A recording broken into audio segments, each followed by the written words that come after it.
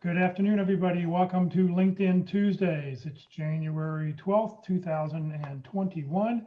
We were very glad you were with us today for this LinkedIn presentation. For those people on Zoom, if you have any questions throughout the presentation, just enter your questions in the chat box. As our speaker takes a break, we'll make sure we get those questions answered. And for those people on Facebook, we're glad you joined us. Apologize for having some Zoom to Facebook issues this morning, but please, if you have any questions while you're online, please just enter them in the comment field. I am monitoring that feed and I will make sure that we get those questions answered as you ask them. If you're using Zoom on a PC or Mac, we ask that you use the speaker view, which is what it looks like in the lower left-hand corner. And where you see that red arrow, you can grab those little white line there and you can drag it back and forth to make the speaker bigger or smaller, depending on whatever works best for you. Please note this event is being recorded and is currently live on Facebook. The recording will be on the Career DFW Facebook page and on the Career USA YouTube channel for others to view in the future. By participating in this event, and if you post a comment in the chat box or have your microphone or camera on, you give consent for your name, comment, and pictures to appear. Well, good afternoon, everybody. My name is Jeff Morris. I founded Career DFW back in 2008 to help the unemployed in the Dallas-Fort Worth area. In 2012, I started CareerUSA.org to help people outside the DFW area. I've written a book called What I've Learned About Your Job Search That You May Not Know. You can get it on Amazon for 15 bucks, or if you want to drive by my house, throw 10 bucks out the window. I will attempt to throw a book in your window as long as you drive really slowly. Since 2007, I've been facilitating and leading the North Dallas Plano Career Focus Group. I'll tell you about our upcoming program this Friday at the end of this session. And since 2017, I've been a member of the practice interview team. Well, we have 4 speakers who talk about LinkedIn. They rotate every week. Locke, Alderson, Terry Sullivan, Ruth Lipsky, and Kurt Vandermatter. The reason for doing this is that everybody talks about LinkedIn and they'll talk about things that are going to be a little bit different and from a different point of view. Kurt Vandermatter is a professional executive recruiter. Terry Sullivan is a marketing person. He wants to market and tell you how to use LinkedIn for marketing purposes. Ruth and Locke are both career consultants, career coaches, and people and recruiters who will help find you, help you find a job. So it's really nice that every week we have a little bit different angle on what we talk about. So please join us again next week. Today, our speaker is Locke Alderson. He's a career consultant, recruiting consultant, a contract recruiter. He's going to talk about how to use LinkedIn for job hunting. So Locke, thank you for being with us. Yep, thank you for having me today. I'll bring up if I can do that without.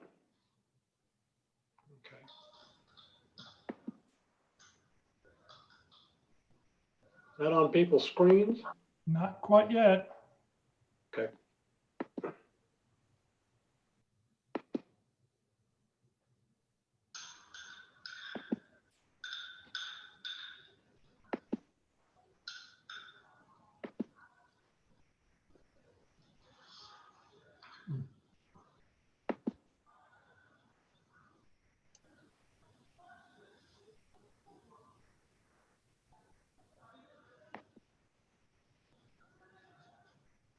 How am I sharing this, Jeff? What am I doing wrong?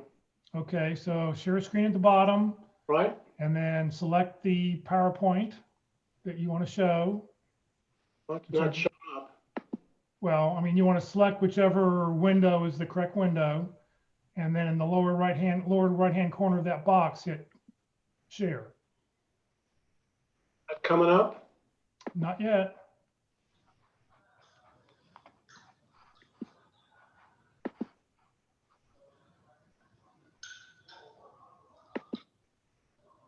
Tell you what, I'll stop sharing mine and see if you can start to share yours now. You should be able to share. So share a screen, pick the right. There you go.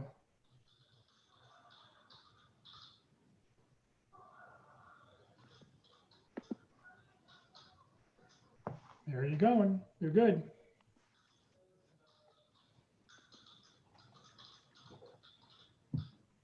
I don't know what we did there.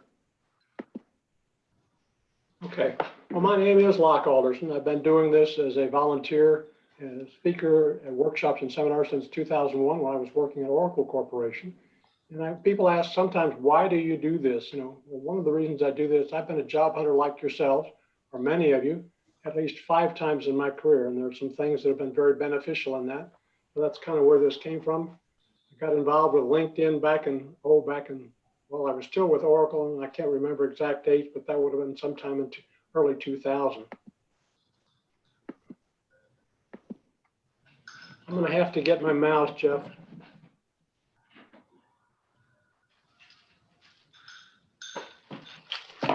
You may be able to just click on the right arrow key. Yeah, I'm trying to do that, but it won't do it. Okay. So we'll do the mouse and.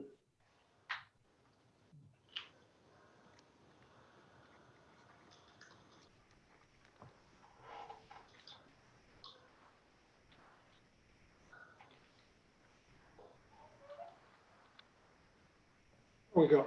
What we do want to cover with LinkedIn today is why do you want to use LinkedIn? There's some obvious reasons for that.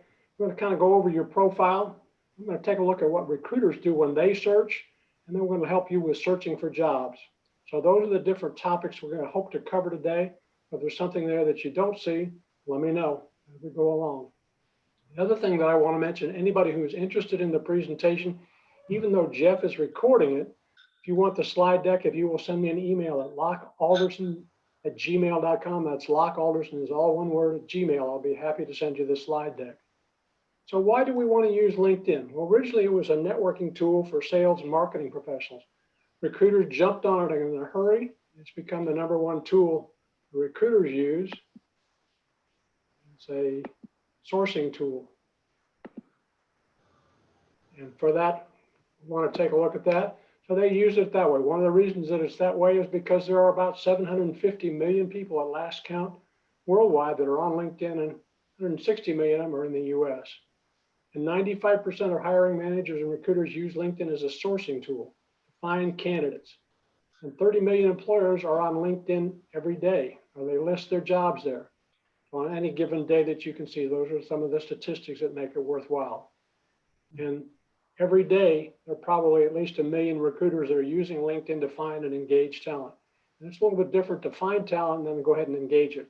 LinkedIn has some tools that you can use to send emails, what they call them. I can't remember what they call their emails. Anyway, they use those to get in touch with people. They can send it, multiple blast recruiters send out things like that.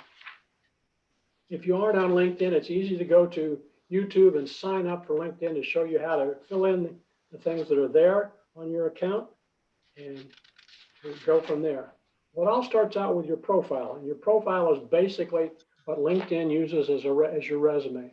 You notice that there are a number of things that you can see there.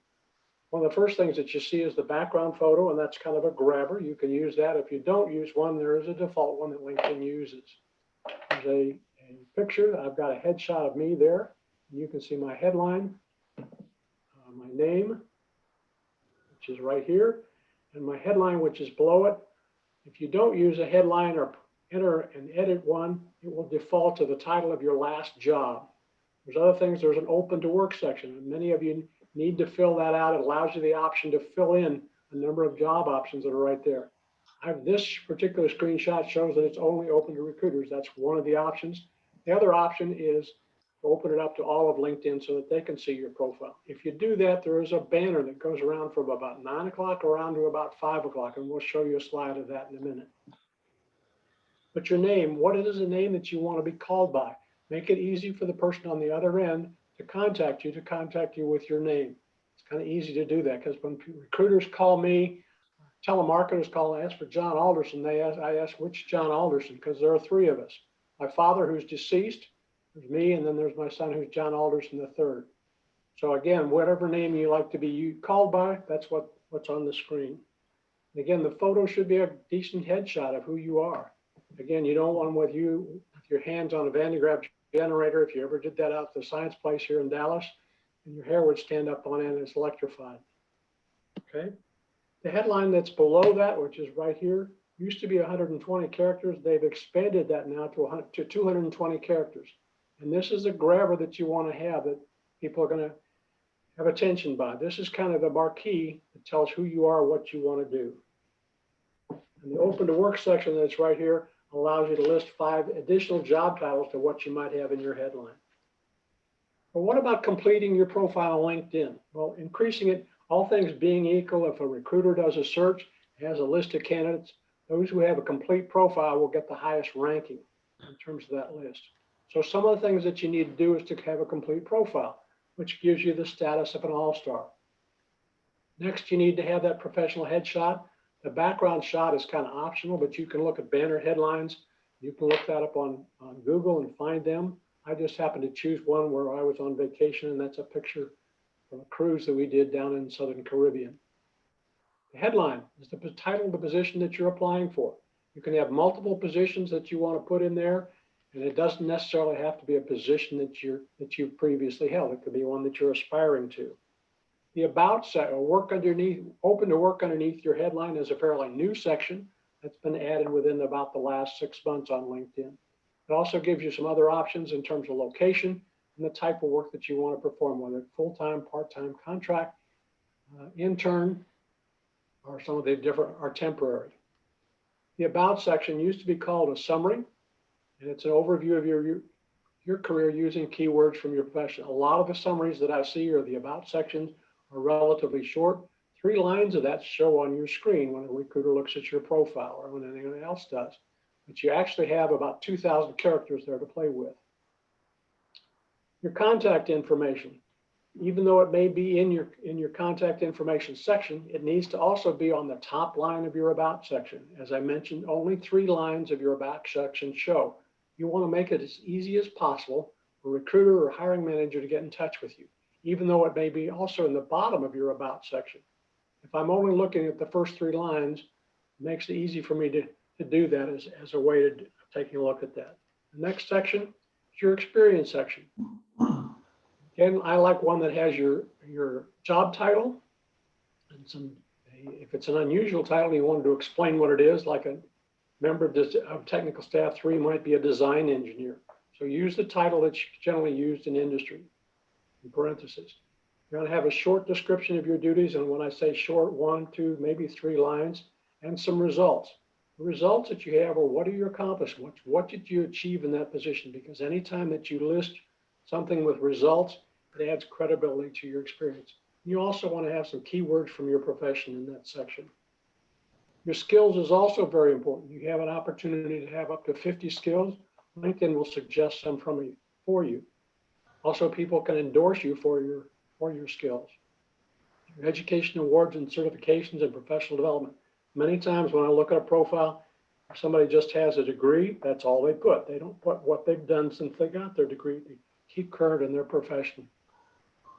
And lastly, recommendations are basically letters of reference from coworkers and former bosses. It's easy to get them. You can maybe want to contact somebody and give them suggestions, write out perhaps a paragraph. Now, this is what I remember from working together at such and such a company.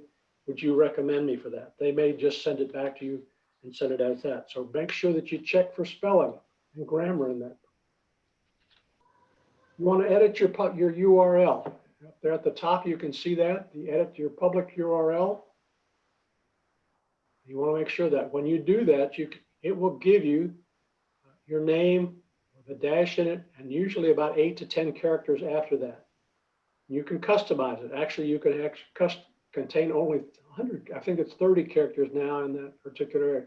So I could put Locke Alderson recruiter, or I could put Locke Alderson MBA, or some of the things that you can put up. You can use that as kind of advertising. If you don't, you can just have those numbers. It's more difficult to identify who you are. If you're a Jane Doe or a John Smith, you certainly want to amplify that, maybe Dallas, Texas, and then you can save it. If you are a John Smith and you get the red X because there's another 1,000 people with John Smith, you might want to change it up a little bit. So those are some of the things that you can do on your profile. Again, is your profile really public? You need to go to your settings over here, your privacy information, and go through the checklist that's there, all the things that you can take a look at. And many people think that they have opened. Somebody in a group that I'm in last week made the comment she thought that her photo was open, and it was only open to her first degree connections. So that's something that she changed on her profile after I brought that to her attention. The next thing, who can see your email address? If you're looking for a job, you want to make it easy for people to find you, as I mentioned. You can do it in your privacy settings, but I also recommend that you do it in your about section at the top line of that. And who can see your connections? If you're job hunting, you may not want everybody to see who all of your connections are. Recruiters are known for looking at your connections because they may contain people just like you, other recruiters, other accountants, other sales reps. You can take a look at it. Another thing that you want to take a look when you're in the privacy and settings areas, the areas of your profile that are really public. You notice a number of radio buttons over here that you can turn on in terms of your experience with that. But it all starts, as I said, with your profile. You have really 6 to 10 seconds to get somebody's attention. I mentioned in the past, if I've opened it up to all LinkedIn members, this banner, Open to Work, shows up on your profile. Again, my headshot, again, my contact information is there. As I said, you have about 100, actually it's 220 characters as opposed to 120 characters. I touched something and shouldn't have done that. They're there and Open to Work. You can see a number of job titles.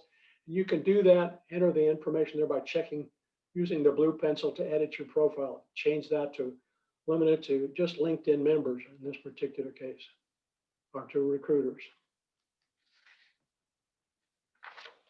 Here's some sample headlines. A headline is really like a movie marquee. If I were to put unemployed or retired up there, they're truthful statements, but they're not necessarily the most positive statements about someone.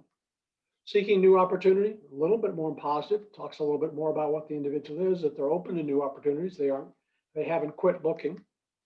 Formerly VP of Finance is okay, except for the word formerly. Again, you don't want to create any impression of negativity when you do that. Experienced digital design engineer seeking a new opportunity is something also that you can be involved with. Okay. The next we want to take a look at, this is a more comprehensive one. Social media strategist and content manager seeking new opportunity. Print and digital media, PR, public relations. Sometimes you can use abbreviations like that and they're generally accepted in the public as to what you do. If it's an unusual one, you don't want to use an acronym like that. I had somebody list DBA. Well, I can think of at least 3 different DBAs. Data process, a DPA, I can't remember what it is, a data processing administrator, database administrator. You could have a doing business as. I had somebody else that's also a doctorate of business administration. So again, if it's an unclear one, you want to kind of spell it out on your profile. Another one, this is rather short and succinct, supply chain, procurement, purchasing. Guys, identify that.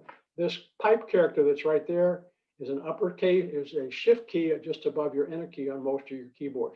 If you use the pipe character like that, be sure and leave a space on either side of it. Otherwise, chain, pipe, procurement is not a searchable term, and I won't be able to find that when I do a search. Here's another one. Again, GL is general ledger or accounts payable, accounts receivable, AR/AP, for somebody who's an accounting background. These are short and abbreviated. As I said, you've got about 200 characters that you can play with now. Executive assistant talks about what somebody does, but there are a lot of those. By adding the word budgeting, event planning gives more clarification of what kind of experience the individual has. Likewise, to list some of your certifications like IDLE. Somebody is a Scrum Master, proficient with Agile. Likewise, a general manager, manufacturing and aerospace. Pretty well defined what this individual is, probably what they're looking for in terms of their profile. The open to work section, as I say, is fairly new, and it's something that you want to complete and turn it on underneath your headline. The status there is good for about 90 days, and then will change. You need to refresh that periodically. So again, refreshing anything on LinkedIn gives you a little bit higher ranking for activity on LinkedIn.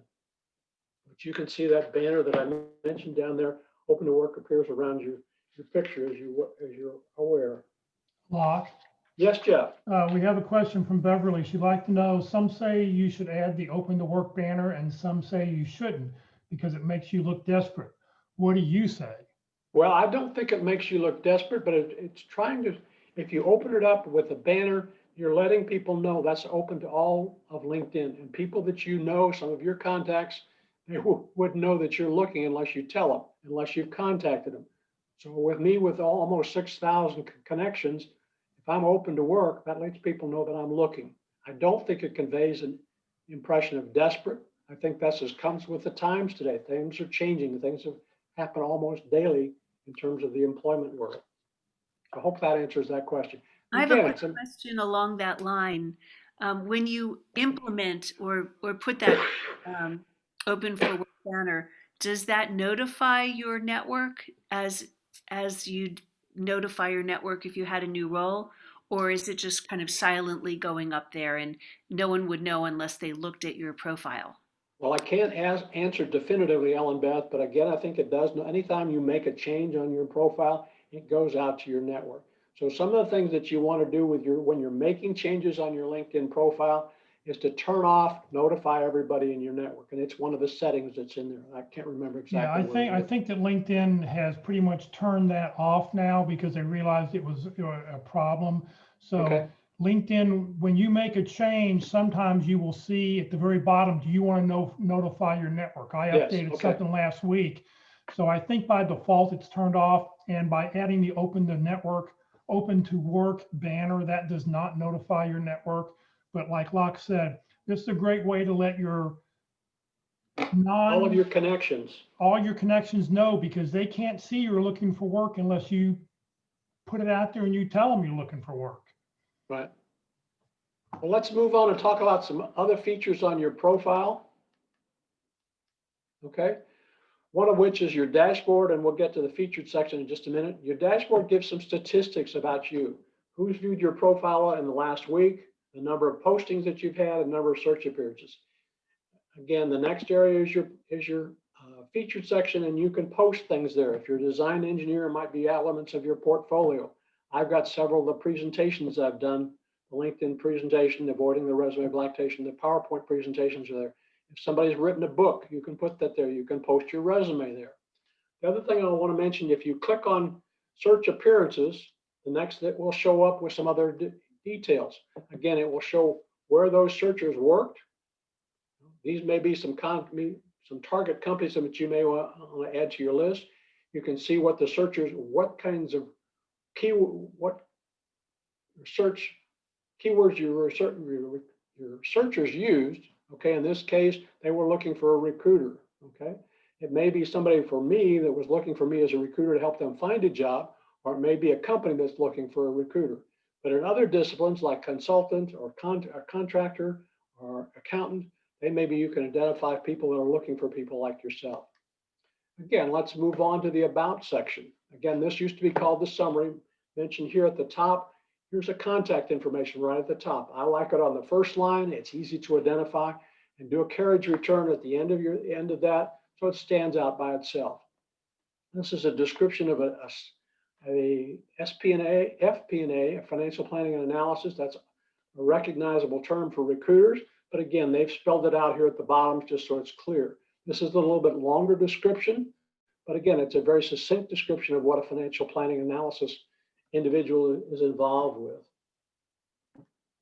Moving on, here's some other sample summaries. Again, you can use first person, which is not recommended when you're talking about a resume.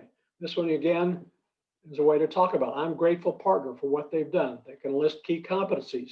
Again, some other things that they've had, their relevant experience. This one talks about some soft skills like strategic, creative, hands-on marketer. Again, those kind of things generally in a resume without justification or something to substantiate them are considered fluff and disregarded by recruiters in many cases. Your experience section is the next area of your profile that you need to address. You'll have your company name, your job title, the company name and dates, your duties and responsibilities, and you want to typically limit those to 3 or 5 lines. I like them in narrative form. Other people have just used bullets. Both are acceptable. And I like also to have some bulleted areas of achievements or accomplishments. You notice in this is a description of the duties that I had when I was with Oracle. It lists a couple of bulleted accomplishments that are there. And I tossed in when I left Oracle, retired from there, the senior director of recruiting sent me an email. Well, I just cut it and pasted it as part of my profile. Again, it gives some identification what they thought of me at that particular time. But again, you want to do that because recruiters, again, look at your profile. They look at several sections of your resume in that 6 to 10 seconds that they glance through it. They're looking for recent activity as well. You want to have a current position. If you're not working right now and you don't extend the date of your last employer, you want to have a current position. And the reason that you want to do that, having a current position on LinkedIn, okay, with dates that accompany that, is one of those areas that give you value. The values are added to your profile when the search is performed. You want to have the title of the job that you're looking for, the company. In this case, they're searching for an industry position in telecommunications. You want to also have location, because if you're open to the United States, you want to say that. If you want just North Dallas, you can say that as well. Again, the dates on this one, this is an old slide, but it's still very appropriate. Again, that they're currently working there, and update the headline. The headline in this case is Project Program Manager, and strong skills in program management that they could have on that. Again, if you have a current position, it's more likely that you're going to get connection requests. It's 8 times more activity if you have a profile view, and likewise, the number of messages that you get will go up by at least 10 times. Those are statistics that came from LinkedIn itself in a presentation I got this last week. The next area of your profile that you want to talk about is your skills area. Again, you can have up to 50 skills that you can include. Again, LinkedIn will extract 3 of those from your profile, and those will be the ones that they select, but they may not be the ones that you want to have. Again, as you notice here, you can go and click on journalism, and just clicking on that will add it up to this area. If you have an unusual area of a skill that you want to add and want to click it, and it's not one that LinkedIn recognizes, it will tell you about that. But you can have multiple skills up there as well. Again, moving down, as I mentioned, that LinkedIn will select 3 for you. These are 3 endorsements, and these are from me. Again, notice that I have the people are there, and I've had people endorse. 99 people, which is the maximum number that will show, have endorsed me in these different areas. And you say, well, I don't want those 3 to be on the top of my list. Well, what can I do? Again, LinkedIn offers the option when you use that blue pencil that's there. These push pins, if I were to push career counseling on that one, it would drop down to the list below. Likewise, or I could reorder those by holding my cursor down over on the 4 lines over here on the right side. Hold down your cursor and drag it to the bottom of those 3. So if you wanted one to be for others. Okay. But those are the others. Knowledge things, those could be up at the top of my list up here. If I push the pin and wanted that one up at the top, when I have a vacant space up there, I can push a push pin here and it will go up to the top. Okay, so what do recruiters really look for when they're looking for people? Okay, the first thing that they're going to identify is probably the keywords that they have. They're also going to look for job titles. Job title or titles, both your present and former job titles, those that are in your headline, your open to work section, and in your employment section. So there are multiple places that you can have job titles that you're interested in. They also look at your skills, and they look at the industries that you've worked in. If somebody's looking for someone in healthcare, they typically look for somebody else that's in healthcare. Other disciplines, other industries are not quite as specific about that. I know when I worked for the telephone company as a summer management intern, they considered people a manager is a manager is a manager. So you could work in engineering or along lines, or you could work in services. Again, there were some areas that they did look for specific people as well. Okay. The other areas that they look at is location. A lot of times when you'll see on your profile, okay, but there's a distance of 25 miles, and that's because applicants have taught recruiters they don't want to drive more than 20 or 25 miles from home. So recruiters limit their searches to 20 or 25 miles from home, and that's why you see the 25 miles when you go to most job boards to look for a job, or when recruiters look for candidates, they look at 25 miles. But if you lived in Denton and were open to working in Dallas or Fort Worth, you need to be able to identify that. They look at your pedigree, your companies. So let's take a look at a couple of searches that were actually done by recruiters. Before I get to that, this is a recruiter search. Tell you about that, the things that they look at in terms of value, All-Star status. Again, having a complete profile. Exact match on the titles. Open to work, keywords, skills, geographic location, the connections, following a company, comments on articles and postings. This is an actual search that was Kurt Vandemotter displayed this search one time. They have about 700 criteria that they can use in the software package that they say that he has bought from LinkedIn. That's called LinkedIn Recruiter. And that's, I think, $6,000 a seat for 1 year. And they have, I think he pays about $19,000 to LinkedIn for the seats that they have at his search firm.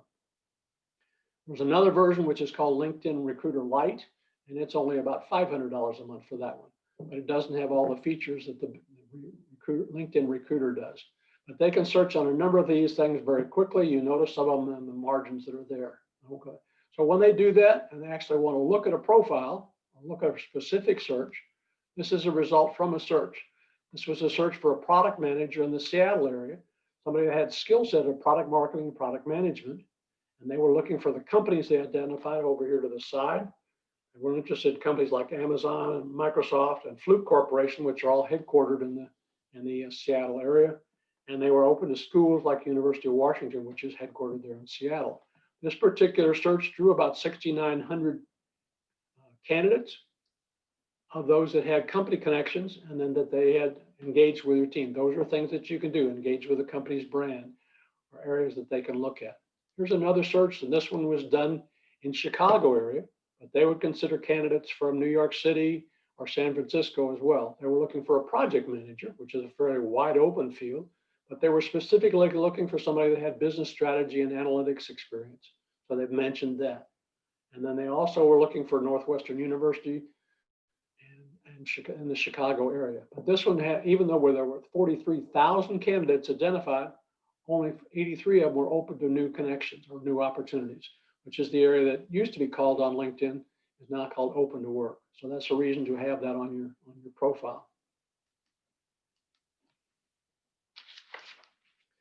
So let's switch gears now and search for jobs. One of the things that you want to do when you search for jobs, there's two search. You can do that a couple of ways. You can search for jobs here, to the job board, and you want to fill in the job search. If you just fill in the jobs tab that's open right there and start to type in CON, it could be contractor, it could be consultant. There's some items on a drop-down menu because LinkedIn does use some artificial intelligence. If you click on one of those titles, it will default to the United States if you fail to enter a location. If you've already entered a location or just switching it, it should be okay, but you can enter a location. So you're only interested in North Dallas.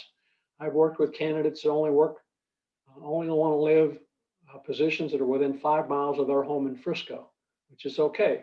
When you do that, it's going to limit you to what you search for. Okay, this is an actual search for an accountant using Plano, Texas. In this particular case, this is looking for jobs where 144 jobs were available in that particular. This is the first of those. This is a promoted job. So this is one that LinkedIn is paid to have, somebody is paid to have LinkedIn post. Okay, so that gets a little bit higher ranking on that. You can notice some of the descriptions there. You can look down, scroll through that and see what some of the requirements are. This particular guy gives some other statistics about that. There have been 26 applicants for that job. Gives some information about the company. And because I'm a graduate of A&M, it shows that there are 5 people in my network are from A&M. The next thing that you want to do once you've searched for a job, is you can do that is when you noticed on the top of that, there's job alerts. You just turned off. If you click on that button down here, this is the option that it gives you. You can get daily or weekly notifications. There are thumbnail sketches about the job that just like what you see here, the first couple of lines. You could generally go through those in 5 to 10 minutes per day at a time to take a look at those to see if there's something that you want to follow up on. But that will automatically send you don't have to go and do the work for the search that you've already done. You mentioned that 25 miles is already up here. It's one of the default settings that are there. The other thing that you can do is to use the filter section when you get that, okay? And again, one of the filters criteria that I frequently request that people use is you don't want to look at all jobs you want unless you have a very unusual job that's hard to fill. You want to take a look at the fresh jobs because the average response time to a posting on the internet is usually about 2 minutes. And there can be as many as 200 or 300 in the first hour. So you want to get your profile, your LinkedIn, your interest in there within the first hour or so. You can also search by salary. This is something that they have picked up from one of the other job boards. I think Indeed.com had that option. You can use the easy apply function over here at the side. If you do that, you need to make sure that it allows you to upload your resume. Otherwise, it will only upload your LinkedIn profile, which may not be customized to the job that you're looking for. Okay. The other areas that you can look by industry. You notice the industries here. You can look by company. The specific company, Deloitte, was looking for a recruiter. All of this is probably all over the country. And you can look for the type of job.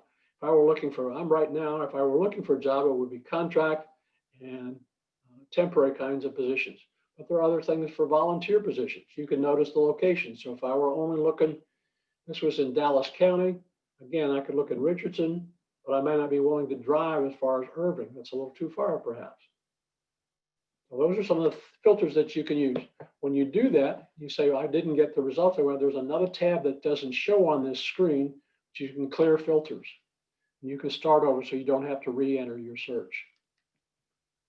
Okay. Another thing that we want to talk about is looking at people. And one of the reasons that you want to look at optimize your profile by looking at people is if you do a search for a recruiter in the Dallas-Fort Worth area, okay, as this one is done, you show up on that screen. If you're an accountant, search for an accountant or a cost accountant or a sales representative, whatever you are, do a search for yourself. As this one shows, there were 26,000 people that had recruiter in their profile. Look for recruiter and did that search.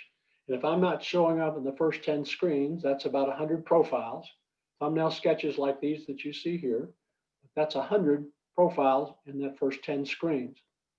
If I don't show up there, then I might need to upgrade my profile, to tweak it, to do some things that are there. We'll take a look at those people's profiles, see what kinds of words they have in their profile, because that'll allow you to do some things to your profile to increase your ranking. Doing a search for yourself. Open up those people and see what words they've got there. The next area we want to take a look at is I mentioned another way to do a search is just to use the open search box when it opens. If somebody did a search on me, which I copied when they sent it to me, they were looking for Locke. Well, I show up here. Well, here's a company. It's a law practice. There's an information technology and services company. And this is Locker Room, which is a store, retail store, and alumni. So that's another way that you can do a search for people. And let me go back a minute and show you something else. Okay, you noticed up here, this was for people. If you do a job search first, then you can have, this will have jobs in this tab, but this drop-down menu also has people. So that's another way that you can look for people as well. You can look for people in your network.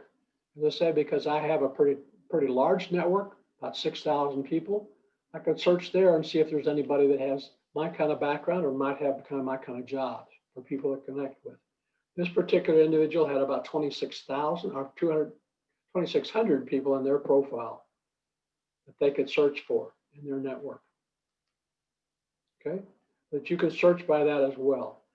The other way that you can search by people is that way when you open up the network search, this offers you some criteria that you can weed through that and search for people pretty quickly by industry, by the companies that they may work for, the Dallas-Fort Worth area. They may look for some specific positions that they have. Okay. You can also search people. You can search for companies. Okay. Companies by looking at that. This was a search that I did for Med Analytics here in Richardson. Again, I was looking for the recruiter so I could possibly send a resume there.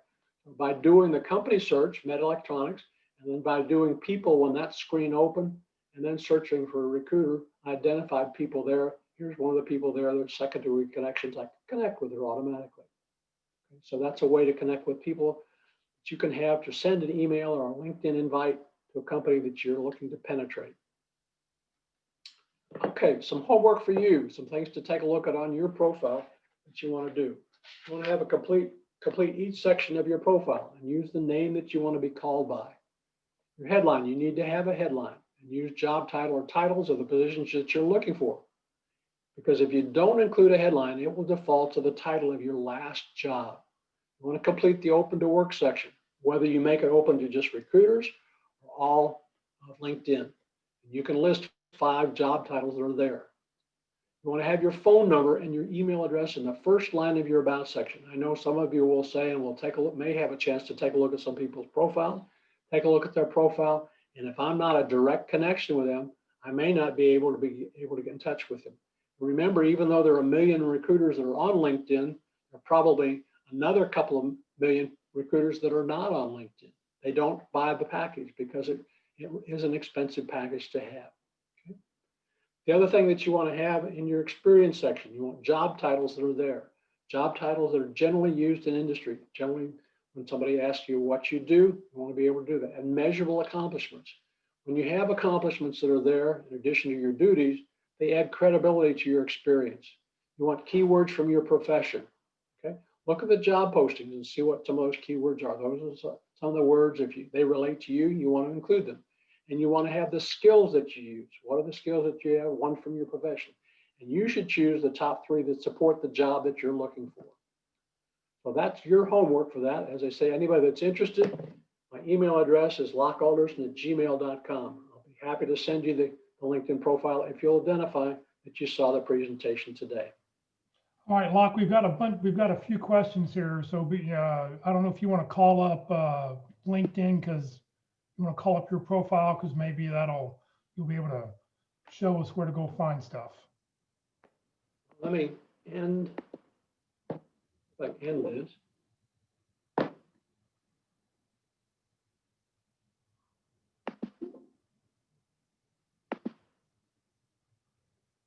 Okay, let me see if I can call up my LinkedIn profile. So I'll go ahead and let me ask the first question while you're doing that, because I can answer it. So Kelly asked, if you were laid off from COVID, should you put the end date and state laid off due to COVID? You can. It depends. It depends on what you want to do. In today's society, so many people have laid off, I would say that they can. So that's one thing that you want to do. Right. I don't think it's a no-no like it probably used to be before. Let's see here. All right. Judy asked, will you be covering recommended steps to post and track post articles and documents? So what are your thoughts about, posting documents, posting an article? What are your thoughts on that? Well, I think that it's good, because any activity that you had on LinkedIn, and you should be on LinkedIn at least once or twice a week, but any postings that you do, whether that's posting an article, can people see the screen that I've got now, Jeff, or is that? Yeah, we can see it. You notice this is from Trevor Houston. Trevor posts probably 3 or 4 times a week, okay, on LinkedIn. And so this is his in the blog section that he has. So anytime that you post on that, if you look at mine, I publicized this presentation today. So any activity that you had on there, I don't know that they actually keep the statistics unless you buy one of the advanced packages for that. Okay. Ellen Beth asked, how do you get to filters? And I'm not sure which filters, Ellen, you're talking about. Okay. Well, let's go to jobs real quick, and since I know what Ellen Beth is, I'm going to do PR. And I didn't get the right public. Okay. Notice if I tick that, because I didn't click the location, it went to the United States. So I'm going to have to go back up here and go. But Ellen Beth is open to relocation. So I'm going to search on that. Okay. Now on this, in terms of this, there are 975 jobs. Here's over here at the top, there's all filters. So I'm going to want to say from 975, I only want to look at the ones that were posted in the last week. Not entry level. Not entry level. No, you don't want entry level. You want mid-senior. Director, yeah, and director. Thank you. Okay. So then you click on that. There's also, okay, underneath your picture, I can't show it on my screen, but there is a clear filters tab as well. And if you scroll down, you notice some of the other filters that are there that you can apply. The types of location. You can look at industry. In your case, it might be hospitality and healthcare. Yeah. So those are the things that you can do by salary. Again, by looking at salary, you may look at 120 and no jobs show up. So maybe you're willing to drop back to 100K. So those are just some of the filters that you can do. And as I say, by clearing the filters, here's that clear tab. I could clear, it took all those away. Okay.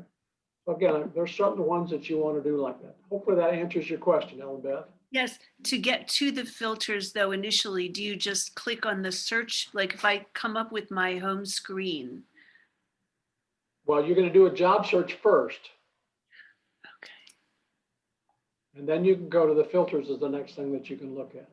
And if I wanted to find, let's say, recruiters who are in certain industries or certain companies, would I start with the job search or would I start with something else? Well, the easiest way to probably do that is if you have a specific company in mind, you can do a company search.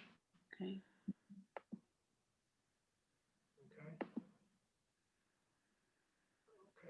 And you can do that. Again, if I do jobs, once I've done jobs,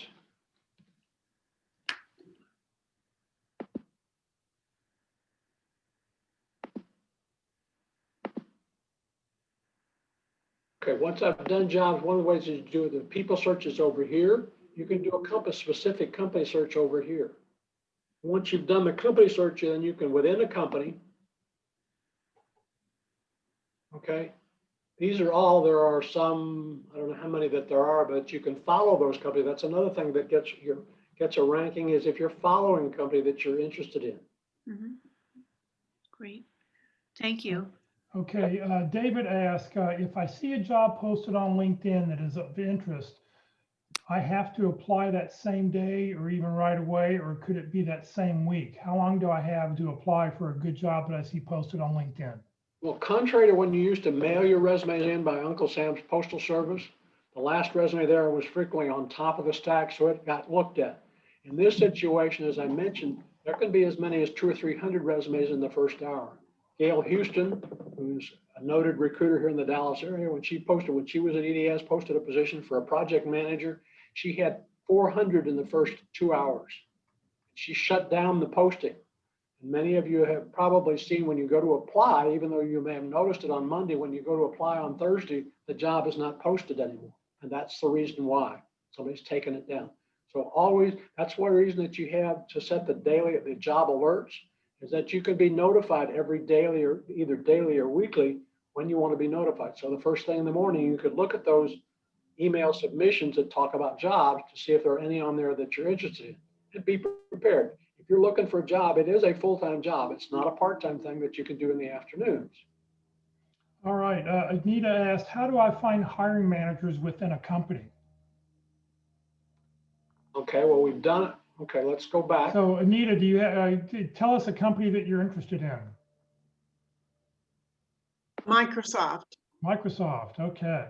Okay, so let's go. Let's go to my home page, and there's a search up here.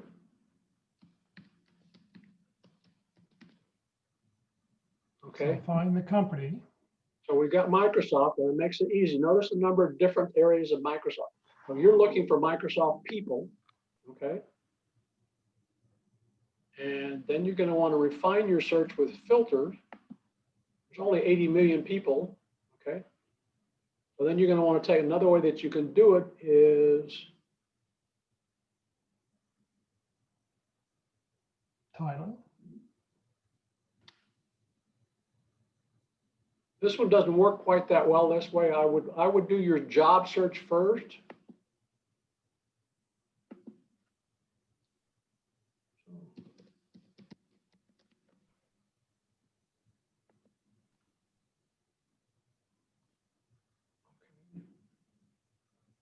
And then you can look, that's a way to look for people as well. Now, let's do that. Let's go to people over here this way.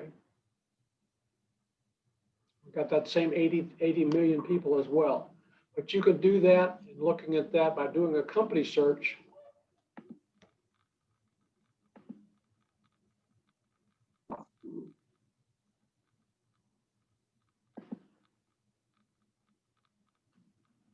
Okay, here's where you go and you can look at people. Okay, so we did a company search, but by putting that Microsoft there, open it up, the first tab, and then you can do recruiter. And there's an apply tab somewhere. I can't find the apply tab, Jeff. No, you're good. Now you want to go click on next because you want to find, go up a little bit, up. Whoop, too far up. Underneath recruiter, there you go, click next. Okay. And what they do, so What now they do, you know, if you find the area that you're interested in, and if you Then see show more, me- you, LinkedIn is, Microsoft is a good one, but you have to look and you might be under human resources as opposed to recruiter. right. And then once you do that, then you can even then narrow it down even more. You just keep drilling down to find who you're looking for. I drilled down on recruiter, on human resources. And you might want to limit the country to the United States.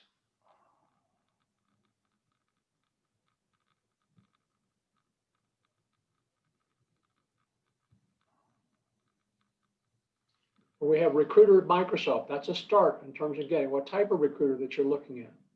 That Okay. help Okay, thank you. That's helpful. Thank you. play around with it, okay? Okay. Thank- David asked, is it better to apply through a company's website or through LinkedIn, assuming that you found a job posting on LinkedIn? I would do it both ways. Apply as many times as it will let you apply. Because it shows that you're interested, not that you're desperate. If you have the name of a recruiter or a hiring manager, send them an email as well, our LinkedIn profile. Does anybody want to take a look at their profiles? I'm looking here to make sure there's no more questions first.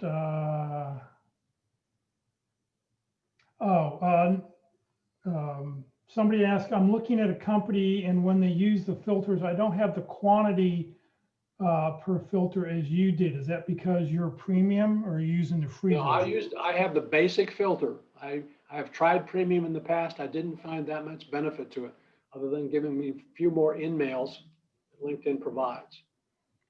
Okay, we have somebody who wants to look at their profile, Lisa. I don't know if you go back home again. No, Lisa, last name Egerman, Egerman. Eger.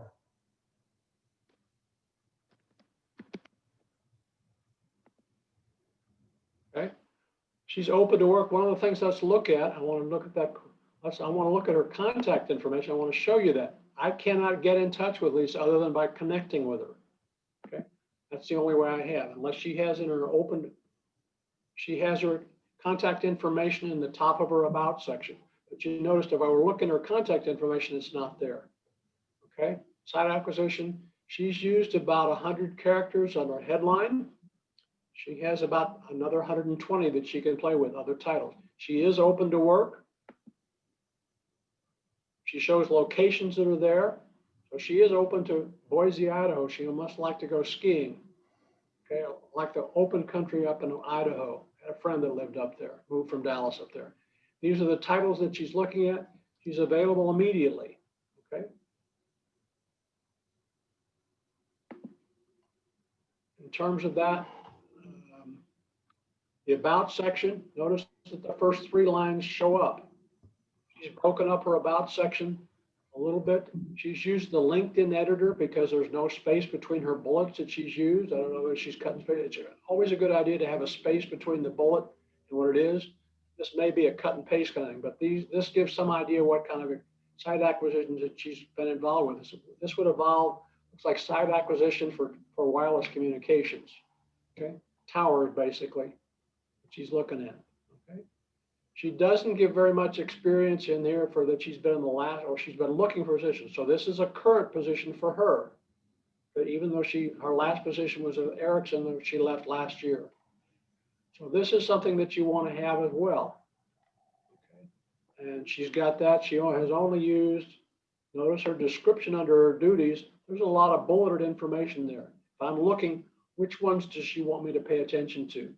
I would recommend that she may want to consolidate and have 3 or 4 lines of description of what her duties were, and then some of the bulleted items. And any of those bulleted items that you want to have on there, you always want to ask the question, so what? Is this significant? What's important about this? Does it tell a complete story? Okay? Because anytime that you can give metrics associated with something that you've done, it adds credibility, whether that's numbers or percentages. Again, it doesn't matter how you've done it. The best example I can think of in my profile, when I went into sales, I was a new person in sales. I had salesman of the month after the 4th month. Out of 9 salesmen, I had doubled sales from 1 month to the next. I increased sales by 100%. I increased sales from 5,000 a month to 10,000 a month. All 3 describe the same activity, but at least 2 of them are a lot stronger than the 3rd one. Okay. Again, looks good. She was at Goodman Networks. Notice how that experience at Goodman Networks was linked together as well. Same thing with Bechtel Corporation. Anything else that Lisa would like to add? One other thing that I would like to mention, when you go to that tabs, when you've done a jobs tab and the jobs tab is out to on a toolbar by itself with a down arrow, one of the things that's there that you can scroll down on is groups. Some recruiters like to post just within groups because it narrows the population that they look at, but generally the people that they're looking at all have the relevant experience that they're looking for. And sometimes those jobs within a group, they don't appear on LinkedIn proper, okay? Because LinkedIn proper charges, it used to be $190 for each posting that you have. I think it's probably gone up since then. Okay. And notice, go ahead. Can you go up to the first job experience that she has? I think it's That one? 4, yeah. This is her current unemployed job experience. Oh, so is that recommended to do? Yes, if you're not working, you definitely want to have that because LinkedIn, one of the values that it counts is you're currently working. Well, currently working, looking for a job is a job, as far as LinkedIn is concerned. And then once you're employed, you just go and delete that. You don't even show it Right. anymore. But yes, you need to have a current job when you're looking for a job. Okay.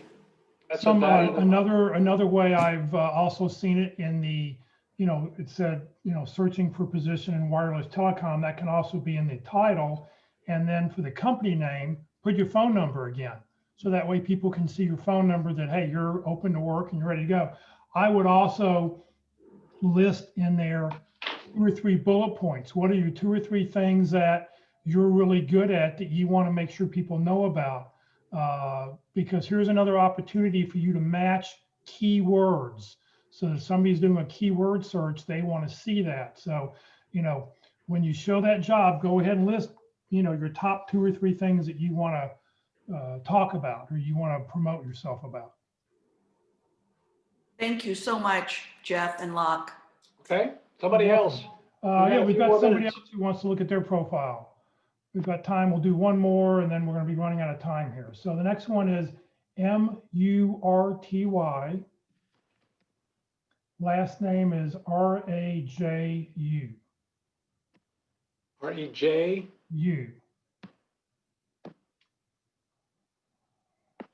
Hopefully it's number 1 right there. Okay. Well, now in this situation, and in terms of Murty, notice something. He's a 3rd-degree connection. All I have is his LinkedIn profile. He does have his email address, which is good. Okay. Because he's opened his email address up to anybody that wants to look at it in his privacy settings, which is over here. You click on me in your profile. He's in Atlanta, Georgia right now. His about section, he's used about 200 characters out of about 2,000 characters here in his about section. The about section can kind of be a mini highlights from your resume. All of the information that can in the about section can also appear down in your resume itself. Okay. I would have your contact information in the first 3 lines because that's all we're seeing. He doesn't give very much description into his duties and experience. He was a quality engineer, agile delivery manager. Well, that sounds like being a recruiter. Quality could be manufacturing, but it can also be software. Agile defines that a little bit further, and he's also been involved in installations as well. But he doesn't tell what he's been doing in the Atlanta area. He was with AT&T, so his background is in just looking quickly, is in optical networking, which Cisco provides some gear in that respect, some equipment in that area. But I would amplify the duties that you have. You could pull in what's in your resume. The other thing about resumes and profiles, they don't have to be exactly the same, but they cannot disagree with one another. The dates need to be the same if you use dates. The other information, it's there. And the other thing, don't exaggerate too much in your profile or your resume, because there's too much information about you out on the internet to verify the stuff in your resume.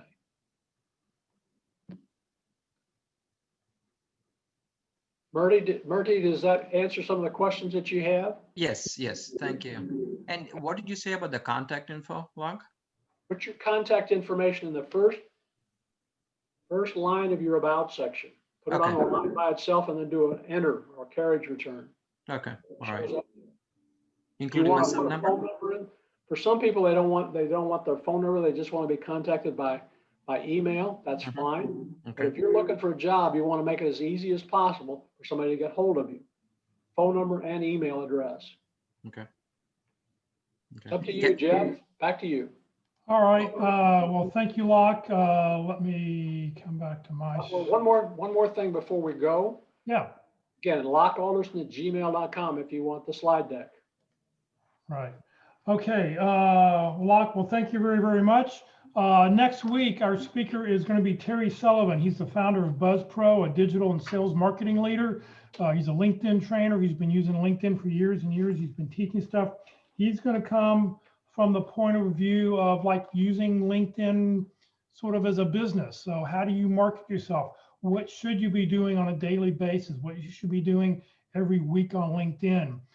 Please note that this session will not be recorded. He does not allow the recording of his sessions next Tuesday. So you will have to watch it live either on Facebook or on our Zoom account. All right, I need everybody to please raise your right hand. Please repeat after me. I, Jeff Morris, promise to always send a personal note whenever I send a LinkedIn request to connect with anyone. And this includes when I use my cell phone or my computer. I'm sure Locke and I, we want to see your LinkedIn. We want to see why you want to connect with us. I've had 2 or 3 people today try to reach out to me and connect with me, and I'm not going to connect with them because I don't know how they know me. Why should we connect? So if you want to connect with me today, please put your, please send a personal note when you do that. I've had a couple questions here about LinkedIn Career Explorer. Some people who have, LinkedIn came up with this way a few 6-8 months ago that if you're in field A and you want to become field, you want to transition in field B, what kind of common things do you have? Here is the where to get it at, linkedin.github.io/career explorer. If you need to send me an email or something, I can always send you that link to be able to get to it. But here's where you'll be able to, put in that you're a shift manager. It'll then go and tell you here are other kinds of things that you could do that have similar characteristics. Please join us for our other training on Wednesday. Every Wednesday at 1 o'clock, we do Interviewing Wednesdays.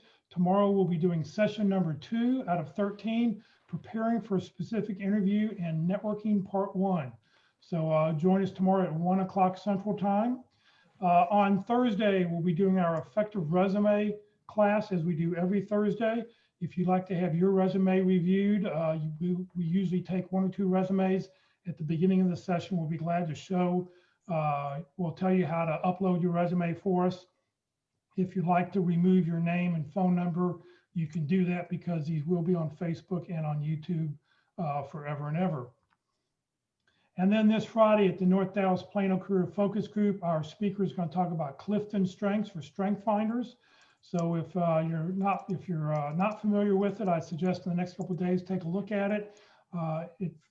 It's a great way to sort of tell people who you are and how to describe who it is and what you do. If you have not joined our LinkedIn groups on Career DFW and Career USA, please do so. The Career DFW group just passed 12,800 members. So you want to expand your connections really quickly, do that.